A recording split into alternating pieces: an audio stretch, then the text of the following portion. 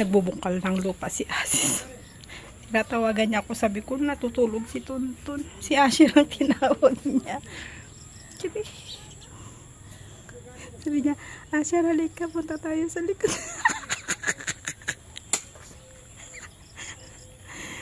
Si Asher ang niyaya niya para bungkal.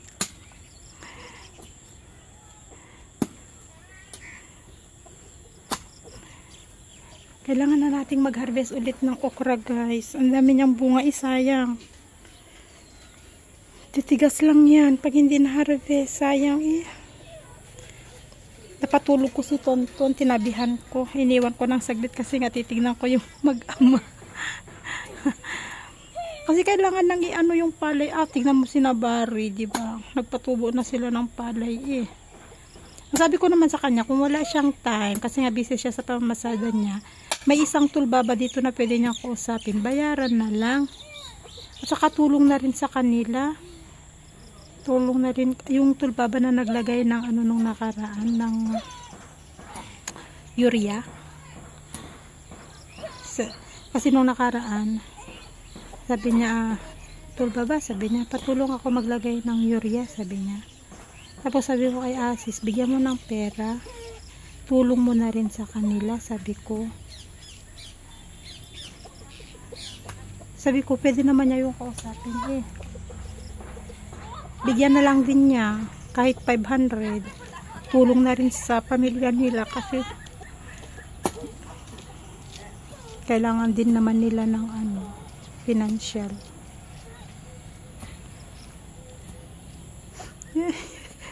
Ano lang yan si Asher. Tinawag niya yung anak niya dyan. Panggulo lang yung anak niya dyan. You need to make it first the bed like this. Ay, okay, bahala ka. Pero my watermelon has fruits already. No? May may kamote? No? Dami kong halaman, dami kong vegetable dyan. Mommy. Yeah. Papa said he want to farm treasure. No? Yeah. A treasure? Yeah, he want to farm treasure. Tonton, once that Tonton cry, it's hard for me, ay. Gusto ko mag-harvest ng kamote. Sarap. Talapos. No. May watermelon. May sweet potatoes. May okra. May zucchini. Find people to do that one. And pay. Who will do? Tulbaba. Tulbaba Hindi naman kalakihan ang square na gagawin. Nagbili-bili ka ng gamit tapos papatraktor mo. Kailangan mo matuto. Banat bunto ka dyan, magbungkal-bungkal ka dyan. Babayad ka na nga lang din sa traktor.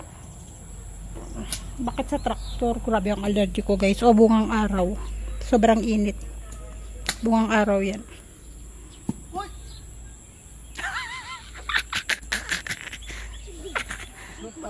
Bahala kayo mag-ama dyan. Hi guys, tapos ko lang maglinis dun sa loob. Ang init. Ngayon, nagluluto si Asis. Ang problema, tumawag ang pasahero niya. Diyos ko, tong asawa ko magluto. Bagong linis ang kalan. Pero tingnan niyo naman. Yun ayaw ko kay Asis kapag nagluluto siya. Bagong linis ang kalan, bagong hugas. Pero pag nagluto na siya, tingnan niyo. Lahat ng masala, mantika, asin, at excuse me, lahat ng seasonings na nilagay niya, naandyan lahat sa may kalan. Ang sabi ko sa kanya, ang sabi ko sa asawa ko, kumuha siya ng pinggan na maliit at doon ipatong ang kutsara. Ganyan. Tinutuan ko. Sabi ko, cook ka sa Qatar. Sabi ko, hindi mo alam yung simpleng ganyan. Ako, nagising na si Tonton. Sus Marios. Bali, nagluluto pala kami ng isda. Ayan. Nepalese style yung niluto ni Asis. May nagbebenta ng Anong tawag dito sa atin? Sa daray supa. Pero sa Nepali, ng lo. Anong tawag dito sa atin? Bilao. Papili si Asis. This one? Kasi may butas yung amin. Kailangan ko ng...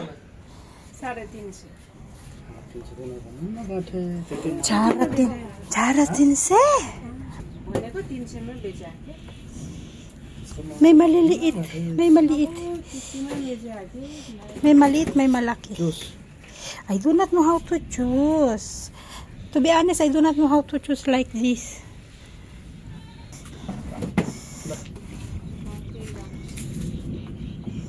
Lakas. Ah, not this one, Papa. Look. What? Look. No problem with one. No, you choose another. You choose. Kasi lalabas ang bigas. This one, no. This one, no. Look. Something there. This one better. You choose another. Ang init, Papa. Uy. All same. Can I see that one? All same. Can I see that one? Hello.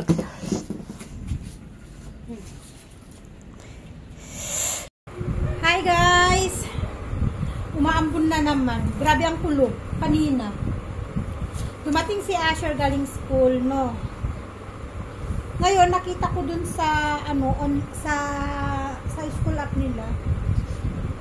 May exam din sa math at saka sa Serofero bukas, pa long quiz. Inisip ko, kasi bakit long quiz yung pa-exam na nila sa mga bata? Inisip ko parang magpapa first quarter na yata itong mga tuwa. Parang magpapa first quarter ng school. Kasi ngayon, nag-exam ng English at saka Science, long quiz din yun, chapter 1, chapter 2 pareho. Ngayon, Serofero din at saka math din, long quiz din nila bukas. Ang problema ko guys, Serofero, oy. Wala akong idea kung ano yung ipapa-exam nila sa Serofero. Sa math, may idea ako sa math kasi nagpra-practice sila ng multiplication table from 0 to 5. May addition din sila, for sure yun din ang ipapa-exam ng teacher. Sa math, madali lang ang math eh. Kasi pwede mong i-guess kung ano yung pwedeng ibigay ng teacher kasi nakikita mo yung palaging pinapagawa, pero ang Serofero wala akong idea. Basta nakalagay lang dito, read for test on Monday. Meron to may dugtong-dugtong kasi to yung galing sa libro. Galing sa libro yung pinaano nila dito tapos pinasabot. Ang ingay ng anak ko, naglalaro ng baso. Sa lahat ng lalaruin ni Tonton, sa dami ng laruan, ayaw laruin ang mga laruan. Ang gusto niya yung mga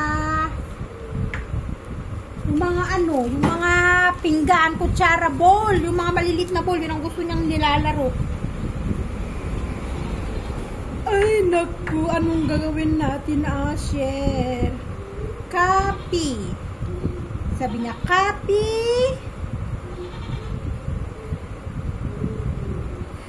Tapayle.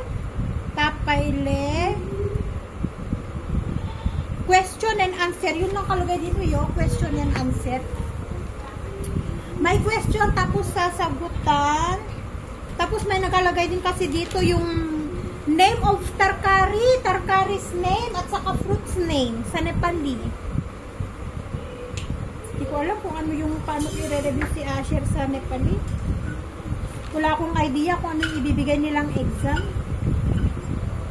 Buti sana kung parang sa English, reading, tapos may kasunod na question, parang si Anu, my name is, I am Anu, I'm 6 years old, I study at grade 1, ganon, this is my brother, his name is Kiran, he's 3 years old, this is my mother, ganon kasi sa English, tapos may question, who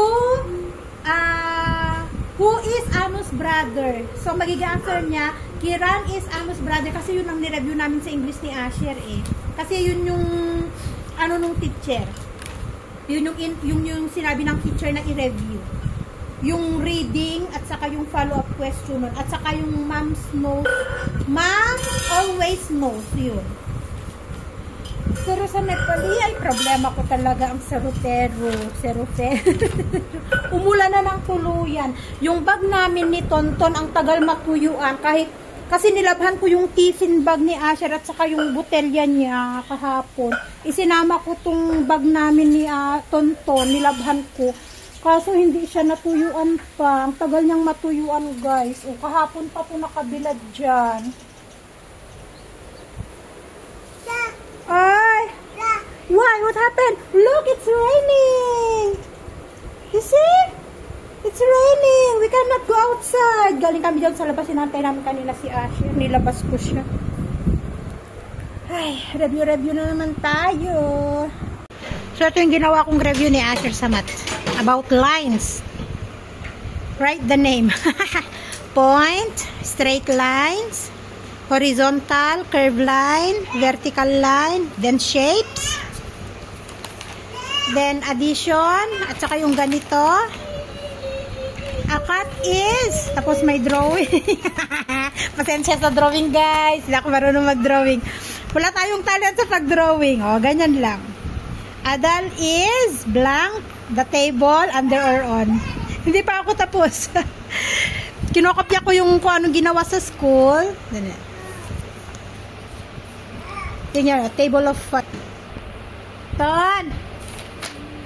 Yan. Kaya, madali lang sa math gumawa ng reviewer. Ang problema ko talaga sa Romero. Ayan, Roman numerals ng 1 to 10. Roman numerals 1 to 10. Tapos, yung ganito, yung near, siguro magbibigay din ng ganito yung teacher. May picture, tapos isusulat nila kung near or far, kung inside or outside, left side or right side. Ayan. Ito yung kinopya ko. Kinokopya ko. Number names. Diba? Madali lang gumawa sa na math ng reviewer. Kasi may idea ka kung ano yung ibibigay na exam ng teacher. Kasi ito yung ano eh. Ito yung quiz nila nung nakaraan eh. Oh. Na nakakuha siya ng 18/20. Kasi ito ang hindi niya natapos. Ayan. Yung number name, 11, 14, 5. Hindi daw niya natapos, sabi niya. So, ibig sabihin, ang exam nila, simula dito, hanggang dito. Kasi ito yung last na exam nila sa math. So, ito yung long quiz nila ngayon. Yan. Itong buong to. Kaya dyan ko kinokopya yung ipapaano ko kay Asher. Ipapa-review ko din kay Asher. Dito ko din kinokopya. Problema ko lang talaga, serofero. Bahala na bukas. Bahala na si Batman. Kung paano ang serofero ni Asher.